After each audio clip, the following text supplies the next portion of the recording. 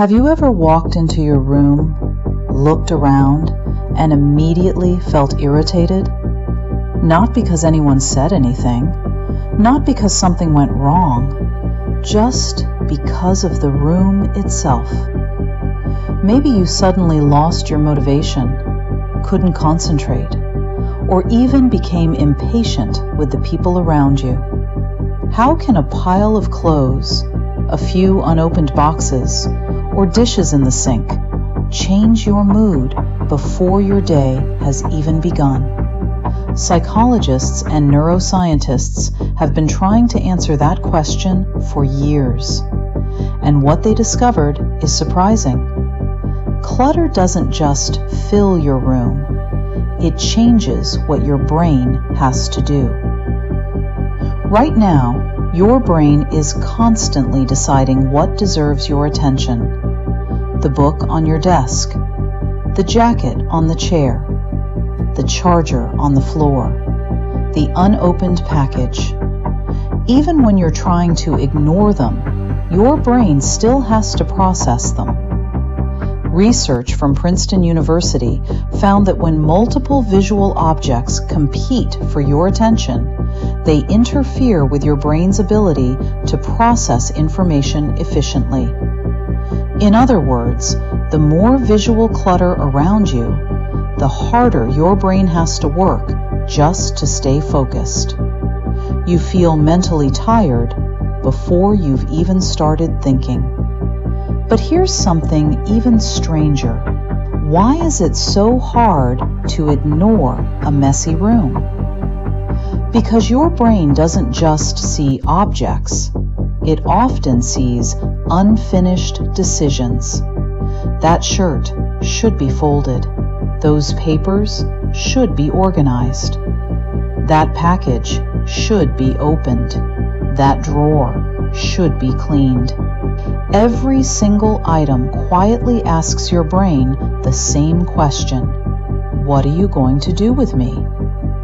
Psychologists call something similar the Zeigarnik effect. Our minds naturally keep unfinished tasks active, making them easier to remember than completed ones. Your clutter becomes a collection of silent reminders, each one demanding a tiny piece of your attention. One reminder isn't exhausting. 100 reminders are. Now imagine living with those reminders every single day. Researchers at UCLA studied families inside their homes. They found that people who described their homes as more cluttered and unfinished often experienced higher stress throughout the day. The clutter wasn't necessarily causing every problem, but it was associated with feeling more overwhelmed. It makes sense. Your brain evolved to notice information that might require action. A cluttered environment constantly signals something here still needs to be done. Even when you're trying to relax, your brain keeps scanning. It never fully clocks out. Have you ever cleaned your room, sat down, and suddenly felt lighter? Nothing outside had changed. The bills were still there, your deadlines hadn't disappeared, but something inside your mind felt different.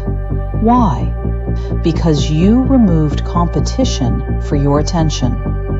You reduced the number of unfinished signals surrounding you. Your brain no longer had to filter hundreds of unnecessary visual distractions.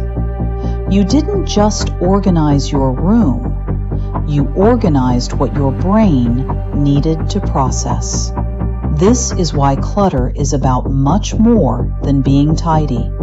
It is about attention, mental energy, and the invisible conversation your environment has with your mind. Every object around you is sending a message. Some say, "Use me." Others say, "Finish me." Some simply say, "Don't forget me." Alone, those messages are almost silent. Together, they become noise. Maybe that's why the cleanest rooms don't always feel peaceful because they're beautiful. They feel peaceful because your brain finally has permission to rest. So the next time you look around a cluttered space, don't ask, "Why am I so unmotivated?" Ask instead, "What is my brain trying to carry that it was never meant to carry all at once?" Because sometimes clearing a room is really about clearing the mind.